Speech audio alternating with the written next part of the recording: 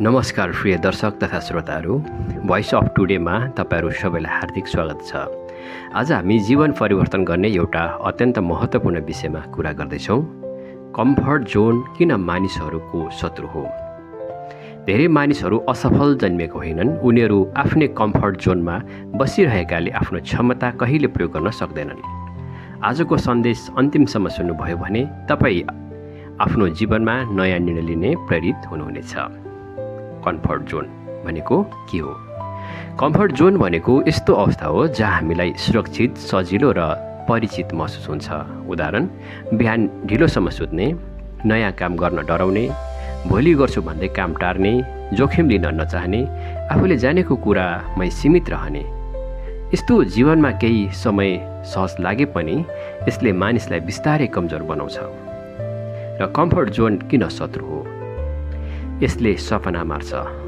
सपना सबैसँग हुन्छ, तर सपना पुरा गर्ने साहस सबैसँग हुँदैन। कम्फर्ट जोनले भन्छ यति भए पुग्छ, तर सफलता भन्छ अझ बढी गर। र यसले क्षमतालाई लुकाइदिन्छ। प्रत्येक मानिसभित्र अद्भुत क्षमता हुन्छ, तर प्रयोग नगरेको क्षमता मरेसर हुन्छ। सिंह पनि सधैँ गुफाभित्र बस्यो भने शिकार गर्न सक्दैन। र यसले डर बढाउँछ। पहिलो पटक बोल्न डर लाग्छ, पहिलो भिडियो बनाउन डर लाग्छ, पहिलो व्यवसाय गर्न डर लाग्छ, तर प्रत्येक सफल व्यक्ति कहिले न कहिले डराएको हुँदैन। फरक यति मात्र हो, उसले डरभन्दा ठुलो निर्णय गर्यो। सफलता सधैँ कम्फर्ट जोन बाहिर हुन्छ। बिरुवाले बिउ फुटाएर बाहिर नआएसम्म ठुलो रुख बन्दैन। चल्न नसक्ने बच्चा लड्दै लड्दै हिँड्न सिक्छ। त्यसै गरी जीवनमा ठुलो सफलता पाउन केही असहज अवस्था स्वीकार गर्नै पर्छ।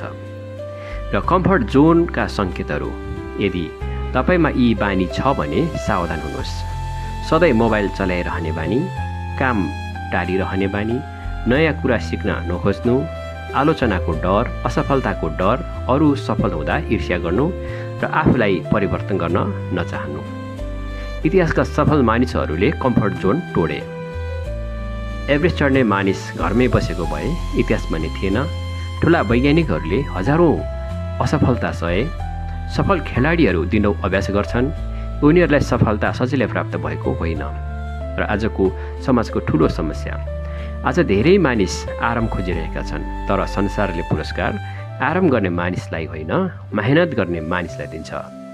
सोसल मिडियाले पनि धेरैलाई घन्टौँ कम्फर्ट जोनमा राखेको छ। स्क्रोल गर्दै समय बित्छ, तर सपना पुरा हुँदैन। र आफ्नो जीवन परिवर्तन गर्न के गर्ने त? बिहान चाँडै उठ्नुहोस्। दिनको सुरुवात जित्नुभयो भने जीवन जित्न सजिलो हुन्छ। हरेक दिन नयाँ कुरा सिक्नुहोस्, किताब पढ्नुहोस्, अडियो सुन्नुहोस्, सिप सिक्नुहोस्, शरीरलाई सक्रिय राख्नुहोस्, व्यायाम गर्नुहोस्। स्वस्थ शरीरले बलियो मन बनाउँछ। डर लागेको काम सुरु गर्नुहोस्। यही नै तपाईँको विकासको ढोका हो। राम्रो सङ्गत रोज्नुहोस्। तपाईँ जस्ता 5 जना मानिसको औसत बन्नुहोस्। एउटा प्रेरणादायी कथा सुनौँ। 2वटा चराहरू एउटै रुखमा बस्थे। पहिलो चराले भन्थ्यो, म यहीँ ठिक छु। दोस्रो चराले भन्यो, म अझ टाढा हुन चाहन्छु। एक दिन आँधी आयो, रुख ढल्यो।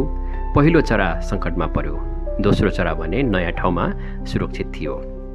सन्देश स्पष्ट छ, जसले परिवर्तन स्वीकार गर्छ उही भविष्यको लागि तयार हुन्छ। तपाईँले आफैलाई सोध्नुपर्ने प्रश्न, के म डरको कारण रोकिएको छु?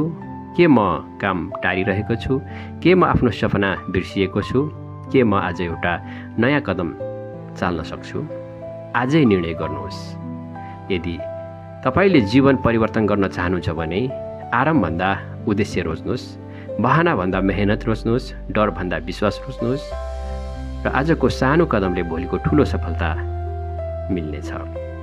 प्रिय मित्रहरू, कम्फर्ट जोनले तपाईँलाई केही समय सुरक्षित राख्न सक्छ, तर यसले तपाईँको भविष्य चोर्न सक्छ। याद राख्नुहोस्, जहाँ चुनौती हुन्छ त्यहीँ विकास हुन्छ, जहाँ मेहनत हुन्छ त्यहीँ सफलता हुन्छ, जहाँ साहस हुन्छ त्यहीँ इतिहास बन्छ। त्यसैले आजै आफ्नो कम्फर्ट जोनबाट एउटा कदम बाहिर निकाल्नुहोस्। सायद यही एउटा कदमले तपाईँको सम्पूर्ण जीवन परिवर्तन गर्न सक्छ। धन्यवाद। यदि यो सन्देशले तपाईँलाई प्रेरणा दिएको छ भने कृपया भिडियो लाइक, सेयर अनि च्यानल सब्सक्राइब गरिदिनुहोला। र यस्तै महत्त्वपूर्ण भिडियो लिएर अर्को कार्यक्रममा म आउनेछु। धन्यवाद।